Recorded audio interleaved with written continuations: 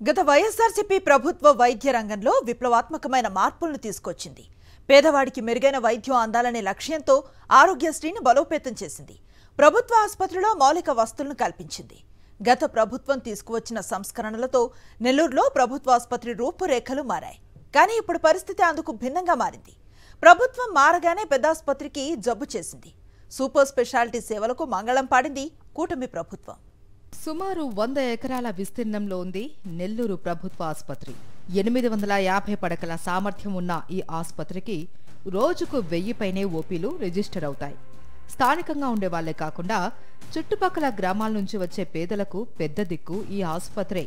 కానీ ఇక్కడ వైద్య సేవలు మాత్రం అంతంత మాత్రమే.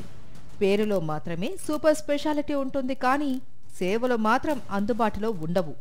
ఆసుపత్రిలో వైద్యులు అందుబాటులో లేక, సరైన సమయానికి వైద్యం అందక రోగుల ప్రాణాలు గాల్లో కలిసిపోతున్నా పట్టించుకునేవారు కరువయ్యారు అని రోగుల బంధువులు వాపోతున్నారు. వైఎస్ఆర్సీపీ పాలనలో నెల్లూరు ప్రభుత్వ ఆసుపత్రిలో ఎన్నో మౌలిక వసతులు కల్పించారు. డాక్టర్లు బాధ్యతాయుతంగా పనిచేసేవారు. నిర్లక్ష్యపు జాడలు కనిపిస్తే చాలు విచారించి కఠిన చర్యలు తీసుకునేవారు.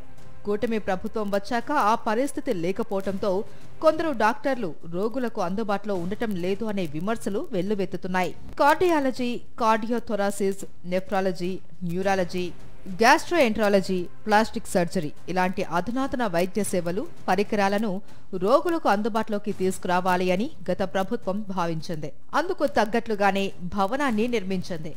ప్రభుత్వం మారడంతో సేవలు ప్రారంభం కాలేదు. దీంతో పాత బిల్డింగ్లోనే కొన్ని సేవలను అందిస్తున్నారు. ఇప్పటికీ సూపర్ స్పెషాలిటీ సేవలు అందుబాటులోకి రాకపోవడంతో రోగులు అనేక ఇబ్బందులు పడుతున్నారు. నెల్లూరు నగర నడిబొడ్డున ఉన్న ప్రభుత్వ పెద్ద ఆసుపత్రిలో రోజువారీ ఓపీ 1000 నుంచి 2000 దాకా ఉంటుంది. ఐపీ 450 నుంచి 500 వరకు ఉంటాయి. నెలవారీ శస్త్రచికిత్సలు సుమారు 300 పైమాటే. ఇన్ని సౌకర్యాలు ఉన్నా ఆసుపత్రిలో ఇప్పటికీ పలు సేవలు అందకపోవడంతో రోగులు తీవ్ర ఇబ్బందులు పడుతున్నారు. అత్యవసర పరిస్థితుల్లో చికిత్స అవసరమైతే రుయా లేదంటే స్విమ్స్ కు రిఫర్ చేస్తున్నారు. కార్డియాలజీ డాక్టర్స్ ఎవరు లేరు.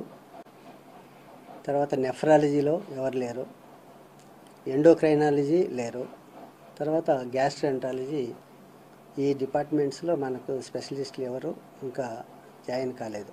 మనకు 2 న్యూరో సర్జరీ పోస్టులు ఉన్నాయి. ఆ 2 పోస్టులు ఫిలప్ అయినాయి. వాళ్ళు ఒక డాక్టరు ఒక్కొక్క రోజు ఆన్ కాల్ ఉంటారు. ఎమర్జెన్సీ వాటికి వాళ్ళే అటెండ్ అవ్వాలి. రెగ్యులర్ డ్యూటీస్ కూడా వాళ్ళే అటెండ్ అవుతూ ఉంటారు. ఫ్యాకల్టీ డెఫిషియన్సీ అనేది ఈ సూపర్ స్పెషాలిటీలో కొన్ని డిపార్ట్మెంట్స్లో చేరడం లేదు.